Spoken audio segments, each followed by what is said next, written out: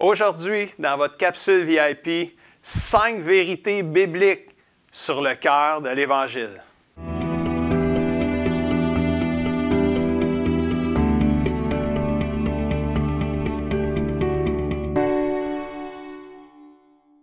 Bonjour amis et familles du CCDM et bienvenue à votre capsule VIP avec Pasteur Guy. C'est une joie pour moi de participer à votre croissance spirituelle et j'espère que vous allez être bénis aujourd'hui. Mais juste avant de débuter, j'aimerais faire une prière afin que le Seigneur puisse toucher nos cœurs au travers la parole de Dieu. Alors, Papa Céleste, on veut te dire merci pour le privilège qu'on a de pouvoir partager la parole de Dieu aujourd'hui avec tous nos amis et nos familles du CCDM, alors que cette parole-là qui va être partagée aujourd'hui puisse nourrir notre âme et nous faire un grand bien, que ça puisse même changer des vies. Au nom de Jésus, on le prie et tout le monde dit Amen et Amen. Êtes-vous prêts à nourrir votre âme aujourd'hui? Je crois que oui. Alors, allons-y avec les 5 vérités bibliques sur le cœur de l'Évangile. Vous savez, il y a un passage des Écritures dans Romains chapitre 3, versets 20 à 25, qui est considéré par plusieurs commentateurs bibliques comme le cœur de l'Évangile. Et j'aimerais qu'on regarde à ces versets-là. Et dans ces versets-là, Romains 3, 20 à 25, on va découvrir 5 vérités bibliques sur le cœur de l'Évangile. Et la première vérité biblique qu'on va regarder ensemble, c'est celle-ci, c'est personne n'est déclaré juste devant Dieu en observant la loi. Romains 3,20, premier verset du cœur de l'Évangile, c'est car personne ne sera reconnu juste aux yeux de Dieu pour avoir obéi en tout à la loi. La loi permet seulement de prendre connaissance du péché. Ça, là, c'est le point de départ qui est très important pour comprendre le cœur de l'Évangile. Personne n'est déclaré ou reconnu juste en observant la loi de Moïse et la loi de l'Ancien Testament. Ça, c'est bien, bien important. En d'autres mots, là, que tu sois une bonne personne n'est pas suffisant pour être déclaré juste devant Dieu. Que tu pratiques les commandements de la loi, qui n'est pas mauvais en soi, mais si tu pratiques les commandements pour être trouvé juste aux yeux de Dieu, ça ne marche pas. Ça ne marche pas comme ça, c'est pas fait comme ça. Et c'est essentiel de comprendre que personne n'est déclaré juste aux yeux de Dieu en observant la loi. Et si on veut vivre la vraie liberté de Jésus, on a besoin de saisir cette vérité biblique-là. Pour vivre sous la grâce et dans la liberté que Jésus nous offre, il faut comprendre que la pratique de la loi de l'Ancien Testament ne peut pas nous déclarer juste aux yeux du Père, aux yeux de Dieu. Donc ça, c'est la première vérité. Deuxième vérité biblique, dans le texte qui est le cœur de l'Évangile, c'est celle-ci. Il y a une justice de Dieu qui est complètement à part de la loi. Romains 3, 21, verset 21. Mais maintenant, Dieu a montré de quelle façon il nous rend justes sans la loi. La loi de Moïse elle-même et les prophètes prouvent cela. C'est quand même incroyable, pareil. Même la loi le prouve qu'on ne peut pas être justifié par la loi. Alors, c'est assez clair, là, c'est simple à comprendre.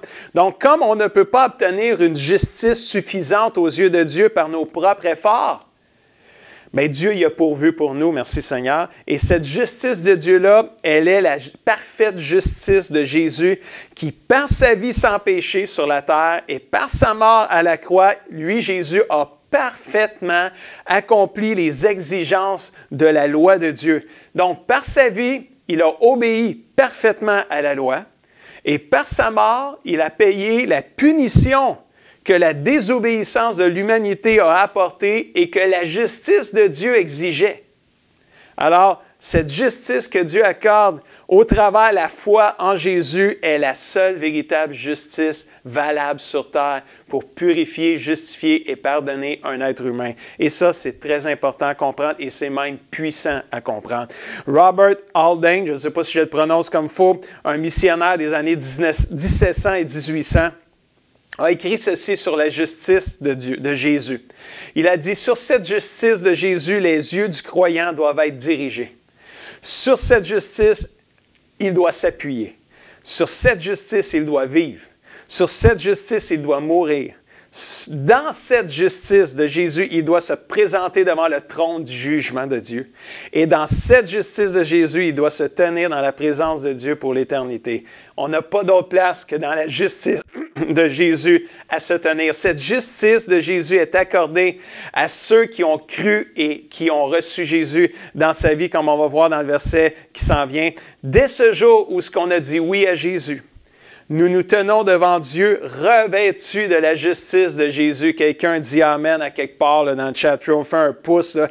Que nous ayons une bonne journée ou une mauvaise journée, la justice de Jésus reste la même pour nous. Ça, c'est le cœur de l'Évangile et c'est hyper important à comprendre ça puis à vivre à tous les jours, chers amis. Ça, c'était la deuxième vérité biblique. La troisième vérité biblique, c'est cette justice de Dieu est obtenue par la foi en Jésus-Christ. Romains 3, 22. Dieu déclare les hommes justes par leur foi en Jésus-Christ. La foi est l'outil qui permet de recevoir la justice de Jésus. La foi, c'est la réalisation que je ne peux pas me faire confiance à moi-même pour être sauvé. Mais je fais entièrement confiance à la justice que m'offre Jésus-Christ pour l'être. Et ça, c'est vraiment merveilleux. On n'est pas sauvé par les bonnes œuvres, nous dit la Bible. On est sauvé par pure grâce, comme on voit dans Éphésiens 2, versets 8 à 10. En effet, c'est par la grâce que vous êtes sauvés, par le moyen de la foi. Encore une fois, ça ne vient pas de vous, c'est le don de Dieu. Verset 9, ce n'est pas par les œuvres, afin que personne se glorifie ou puisse s'en vanter. Verset 10, en réalité, c'est lui, Dieu, qui nous a fait, il nous a créés en Jésus-Christ pour des bonnes œuvres que Dieu lui-même a préparées d'avance afin qu'on puisse les pratiquer. Donc, on n'est pas sauvé par les œuvres, on est sauvé par pure grâce, par le moyen de la foi en Jésus. Mais une fois sauvé, ça c'est important ça, là. Dieu a des bonnes œuvres de préparer d'avance pour nous. C'est pas pour mériter le ciel qu'il nous donne ces bonnes œuvres-là, c'est pour vivre la vie abondante qu'il veut nous faire vivre en Jésus-Christ. Cette vie nouvelle-là est merveilleuse qu'il nous accorde. Moi, j'aime faire cette déclaration. On a été sauvés par grâce, par le moyen de la foi. Bien, continuons à vivre dans cette même grâce-là et dans cette même foi-là jusqu'à la fin de notre vie ou jusqu'au retour du Seigneur Jésus-Christ. Quatrième vérité sur le cœur de l'Évangile dans Romains 3, 20, 21, ça nous dit ceci. La quatrième vérité, c'est cette justice de Dieu est disponible gratuitement. Oh, tout le monde dit « Praise the Lord ». Gratuitement à tous, sans exception. Romains 3, versets 22 à 24 nous dit « Dieu déclare les hommes et les femmes justes par leur foi en Jésus-Christ, et cela s'applique à tous ceux qui croient, car il n'y a pas de différence entre les hommes. » Ça, c'est bon, ça aussi, là. Tous ont péché, tout le monde est privé de la gloire de Dieu. Pas de différence avec personne, pas de favoritisme, mais Dieu, dans sa grâce, les rend justes à ses yeux, gratuitement par Jésus-Christ qui les délivre du péché. C'est vraiment le cœur de l'Évangile, on le voit là, dans ce texte-là. Là. Comme on est tous des pécheurs, bien, on est tous éligibles pour être sauvés. Jésus ne fait pas de favoritisme, Jésus ne fait pas de racisme. Jésus, Dieu, ils ne sont pas comme ça. Là. Dieu, le Père, le Fils, le Saint-Esprit, là, Dieu, là, il ne fait pas de favoritisme. On est tous des pécheurs, puis on a tous besoin d'un sauveur. That's it, that's all. Et tout le monde qui croit en Jésus, peu importe d'où il vient, peu importe de la race où il vient, tous ceux qui croient en Jésus, qui le reçoivent dans leur vie, bien, ils peuvent tous être sauvés, tout ce monde-là. Que tu aies commis de graves péchés ou de moins graves péchés, tu as besoin de la foi en Jésus pour être sauvé. Tu sais, dans un examen à l'école, puis que ça prend 60 pour réussir, puis que toi, tu as 50, puis moi, là, j'ai 30. Bien, écoute, tu ne peux pas commencer à dire, bien, j'ai moins échoué que toi, là, tu sais. Non, on a tous les deux échoué, là. Tu sais, peu importe la note qu'on a eue, c'est écrit échec sur notre examen. Alors, c'est la même chose avec le péché. On ne peut pas dire, ah, moi, j'ai des petits péchés, toi, tu as des gros péchés. Ça ne fait pas de différence. Petit péché, gros péché, même si tout le monde dit qu'il y a pas qu'on ne les catégorise pas, peu importe la grosseur du péché selon tes yeux à toi, tu as besoin d'être pardonné puis d'être justifié seulement par le sang précieux de Jésus-Christ, par ta foi en Jésus. Il n'y a pas de différence. On a tous besoin d'un sauveur qui va venir nous sauver de nos péchés et c'est Jésus qui le fait pour nous. D'être justifié aux yeux de Dieu par notre foi en Jésus-Christ, ça veut dire quoi? Ça veut dire d'être libéré des charges de culpabilité causées par le péché. Ça veut dire d'être déclaré juste aux yeux de Dieu comme si on n'avait jamais péché. Ça, c'est vraiment puissant. Dieu nous accepte grâce à notre foi en Jésus-Christ. Dans le fond, là, aux yeux de Dieu, au travers de Jésus, on est non coupable. C'est comme si on n'avait jamais rien fait. C'est comme si on avait obéi aux exigences de la loi comme Jésus l'a fait. Dans le fond, c'est Jésus qui l'a fait pour nous, puis nous, on a décidé juste de dire, oui, moi, j'accepte ce que Jésus a fait pour moi, puis j'y crois, puis je veux suivre Jésus aujourd'hui. Elle est puissante, cette déclaration-là, mes amis, mes frères et sœurs. Nous n'avons plus besoin de suivre la loi, nous avons besoin de suivre Jésus et de devenir comme lui, parce que tout est en Jésus, lui qui a tout accompli. Quelqu'un dit Amen. Ça, c'est le cœur de l'Évangile, ça, mes chers amis. Hallelujah. Merci, Seigneur, pour Jésus-Christ. Hallelujah. Et quand tu comprends ça, là, bien, les versets que je vais vous lire, ils n'apparaîtront pas à l'écran, là, mais je vais vous les lire rapidement. Ça prend tout son sens. Romains 8.1, maintenant, il n'y a plus de condamnation pour ceux qui sont en Jésus-Christ. Pour ceux qui sont unis à Jésus, c'est terminé. Là. Jésus a tout accompli. Là. Que dire de plus, Romains 8.31, si Dieu est pour nous, qui sera contre nous?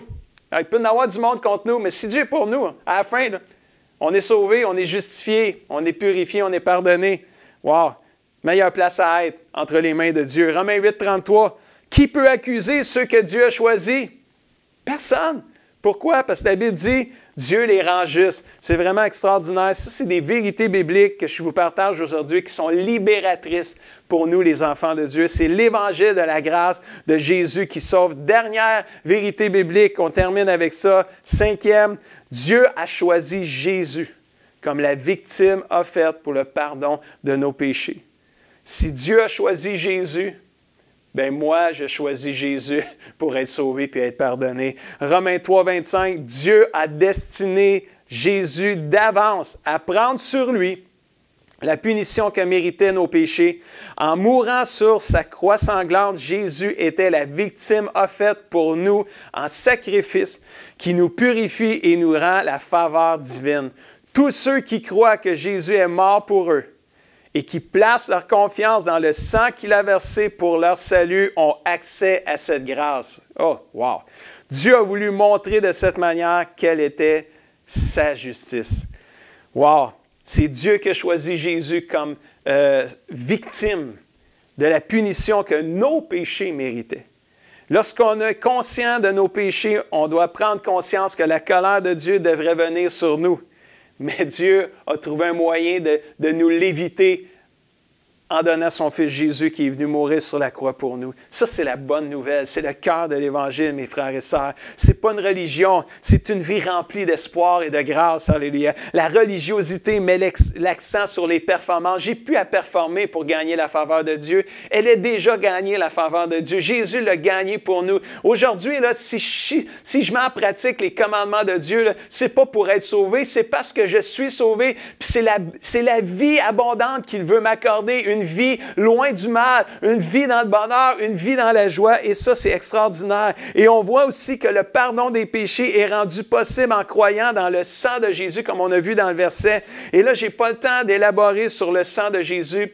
Je veux juste m'arrêter à Romains 3, 20 à 25, mais je peux juste vous dire qu'éventuellement, je vais en faire une capsule juste sur le sang de Jésus, puis vous allez voir, c'est puissant aussi. Mais le sang de Jésus est puissant pour nous purifier de tout péché. Il y a un chant, un vieux chant là, qui était chanté là, quand j'étais tout jeune, c'est « Rien ne peut sauver mon âme, rien que le sang de Jésus ». Alors, c'est pas parce que je suis beau, je suis gentil, puis que je suis une bonne personne, que mes péchés sont pardonnés. C'est parce que j'ai mis ma foi dans le sang et l'œuvre de Jésus-Christ, dans la personne de Jésus-Christ, que je peux être pardonné, justifié et purifié de tous mes péchés devant Dieu, qui me libère de la culpabilité. J'ai pu à vivre la culpabilité. Au travers de Jésus, j'en suis libéré. Et ça, c'est vraiment merveilleux. Frères et sœurs,